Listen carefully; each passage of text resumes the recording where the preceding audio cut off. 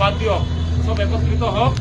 আমি মানুহ, আমি যদি চৰকাৰ গঢ়িব পাৰোঁ, ভাঙিবও পাৰোঁ। এইটো কোনে কৈছিল? মই কোৱা নাই। নমস্কাৰ ৰাইজ, এইটো মই মানে জুবিন দাই কৈছোঁ। আমি এতিয়া এক খবৰ হ'ল, আমি এক খবৰ হ'ল জাতি ভেদেৰি চৰকাৰ। আমি আকৌ নতুন চৰকাৰ কৰিম। বিজেপি চৰকাৰে কি কৰিছে কি কৰা নাই এইটো আপোনালোকে জানে, ময়ো জানো, চবেই জানে।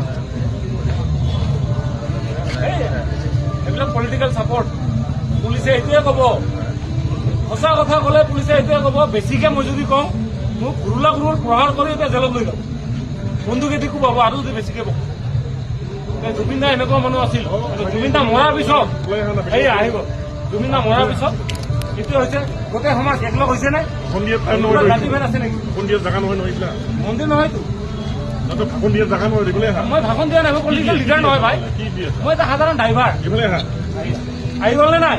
এতিয়া ৰাইজ গৈ আছো ছাৰ, আপোনাক মই ৰেচপেক্ট কৰোঁ, আহি আছো। মই আপোনাক জুবিনা একবাৰ ভালকে খাব দিব দিয়ক, আৰু কিজানি আহিব নাপাব পাৰোঁ। কালি কিজানি সেইটো চবেইতো ভিডিঅ' কৰিছে, ছচিয়েল মিডিয়াত কালি আপলোড হ'ব। মানুহে কিজানি জেলত ঘূৰাব, কি হয় মই কিজানি আণ্ডাৰগ্ৰাউণ্ড হিচাপে মৰিবও পাৰোঁ, যেনেকৈ আলফাৰ দিনত হৈছিল। নজনোৱাকে কোনোবা মানুহ মাৰি পেলাইছে। হ'ব এক ছেকেণ্ড ছাৰ, একবাৰ ভালকে এটা আপত্তি ল'ব দিয়ক জুবিন দাক। তাৰপিছত যি কৰে পাৰিলে মানুহক যি কৰে কওক। জয় জুবিন দা। সদায় আপোনাৰ আদৰ্শ, আপোনাৰ কথা আমি মানি চলিম। মোৰ দৰে যদি আমাৰ নিচিনা নিয়ম ডেকা ল'ৰাবিলাকে মানি চলে, বিৰাট ভাল।